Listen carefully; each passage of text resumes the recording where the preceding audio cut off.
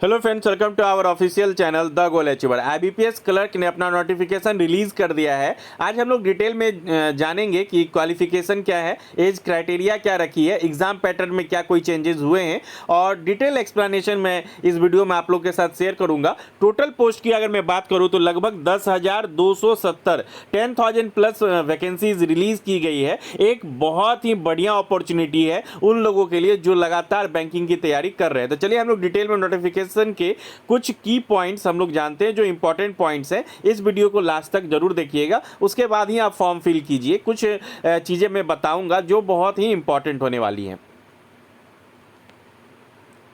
सबसे पहले form fill up की बात करूं तो कल से ही फॉर्म फिलअप स्टार्ट है। 1 अगस्त से 21 अगस्त तक आप इस फॉर्म को फिल कर सकते हो और पेमेंट भी आप 21 अगस्त तक कर सकते हो। वहीं अगर एग्जामिनेशन की बात करें तो इसके प्रीलिम्स के एग्जाम सितंबर में कंडक्ट करवाए जाएंगे। कोई स्पेसिफिक डेट अभी मेंशन नहीं किया गया है, लेकिन मंथ मेंशन किया गया कि सितंबर के में आपको इसके जो एग्ज़ाम्स हैं वो कंडक्ट करवाए जाएंगे प्रीलिम्स के। और रिजल्ट भी आपको, रिजल्ट जो है इसमें थोड़ा टाइम लगेगा।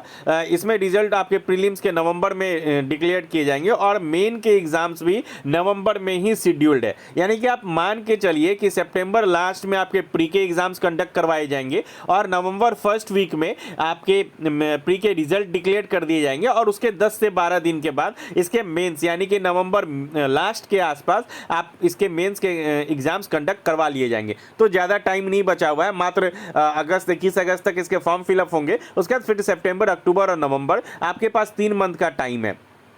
अगर मैं इसमें बैंक्स जो हैं जो पार्टिसिपेट कर रहे हैं आप इसमें देख सकते हो, bank of Baroda, Canara bank, central bank of India, जो भी बैंक्स हैं ये इसमें। और स्केल पे की अगर मैं बात करूं तो बेसिक 24,050 आपके इसके बेसिक पे हैं। मिला जुला के अगर मैं बात करूं तो 35,000 के आसपास इसके 35 to 37 के आसपास इन हैंड सैलरी आपके इसमें जब आप ज्वाइन करोगे तो आपको मिलती है। एज क्राइटेरिया की अगर मैं बात करूं तो जो भी बच्चे 20 साल जिनका मिनिमम एज है और जिनका मैक्सिमम एज 28 ईयर्स है वो इस फॉर्म को फिल कर सकते हैं। वो आप इस फॉर्म को फिल डेफिनेटली कर सकते हैं। अगर आपका जन्म 2 अगस्त 1997 के बाद और 1 अगस्त 2005 के पहले है तो आप इस फॉर्म के लिए एलिजिबल है।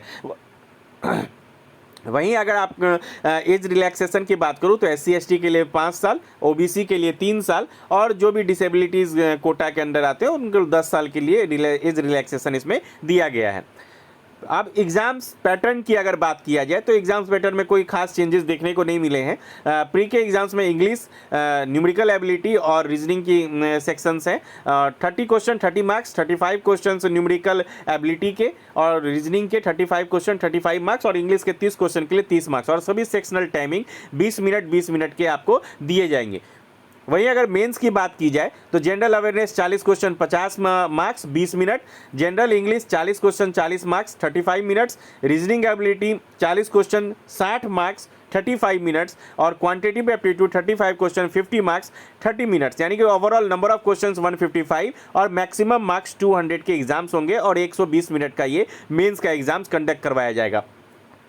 कुछ इंपॉर्टेंट चीज़ आपको ध्यान में रखना है, जब भी आप फॉर्म फिल करें तो आप प्रीव्यू करके आप हर एक चीज़ को ज़रूर देखें कि आपने सारा, मेन क्या है कि आपके नेम के स्पेलिंग सही होने चाहिए, आपके फादर्स और मदर्स के नेम के स्पेलिंग सही होने चाहिए और आपका डेट ऑफ बर्थ जो कि बहुत इंपॉर्टेंट है, डेट ऑफ बर्थ आपकी सही होनी चाहिए। उसके बाद आपको ये ध्यान रखना है कि आप जब फॉर्म फिल कर रहे हो तो आपके ग्रेजुएशन में जो मार्क्स हैं वो आप ग्रेजुएशन के मार्क्स जो हैं वो आप सही प्रकार से आप कैलकुलेट करके जो मार्क्स है एग्रीगेट मार्क्स वो आप फॉर्म में फिल करें। और पास डेट ऑफ पासिंग भी आप पब्लिश डेट जो है उसी को डेट ऑफ पासिंग माना जाता है, आप वो भी एकदम ध्यानपूर्वक उसको भरें। ये सब इंपॉर्टेंट पॉइंट्स है जिनका ध्यान में रखना है और हर एक ग्रेजुएट इस फॉर्म को फिल कर सकता है। वहीं पे हैंड डिक्लेरेशन के बारे में मैं बता दूं कि आप ब्लैक पेन से आप लिखोगे आई, जस्ट मेरा नाम राम कुमार है तो I Ram Kumar here declare that all the information submitted by me in the application form is correct. True and valid. I will present the supporting documents as and when required. ये इस चीज़ को आपको अपलोड करना है, क्योंकि एसबीआई में आपने दूसरा किया होगा, यहाँ वहाँ पे डेट ऑफ बर्थ भी साथ में दिया जाता है डिक्लेरेशन में, लेकिन इसका फॉर्मेट अलग है। इसको ध्यान में रखना है ब्लैक पेन से, और ब्लैक थंब इंप्रेशन भी ब्लैक पेन इंक का होना चाहिए। और अगर आपके साइन ब्लैक इंक से किए हुए हैं तो अब बहुत अच्छा है, आप साइन भी अपलोड कर सकते हो। तो और ध्यान रखना है, कभी कभी बच्चे क्या करते हैं, थंब इंप्रेशन के जगह अपना साइन अपलोड कर देते हैं, या थंब इंप्रेशन के जगह डिक्लेरेशन डाल देते हैं।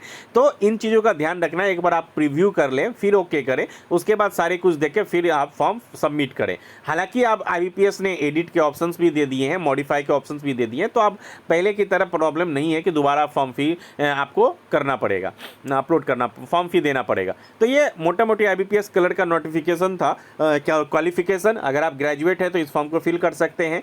एज 20 से 28 साल। एग्जाम पैटर्न की अगर मैं बात करूँ, प्री और मेंस वही पैटर्न है, कोई चेंजेस नहीं किया गया है। और आपको हैंड डिक्लेरेशन का ध्यान रखना है। टोटल पोस्ट 10,000 है, और इसकी एक स्ट्रेटजी वीडियो मैं आपके लिए शेयर करूंगा, जो आपके एग्जाम्स के लिए काफ़ी बेनिफिशियल होगा, कि आप कैसे उसको फॉलो करके आप प्री और मेंस क्रैक कर सकते हो। अगर इस नोटिफिकेशंस के रिगार्डिंग आपके कोई भी डाउट हो तो आप कमेंट बॉक्स में जरूर कमेंट कीजिएगा, मैं आपकी रिप्लाई जरूर दूंगा। Thank you for watching, keep watching our videos.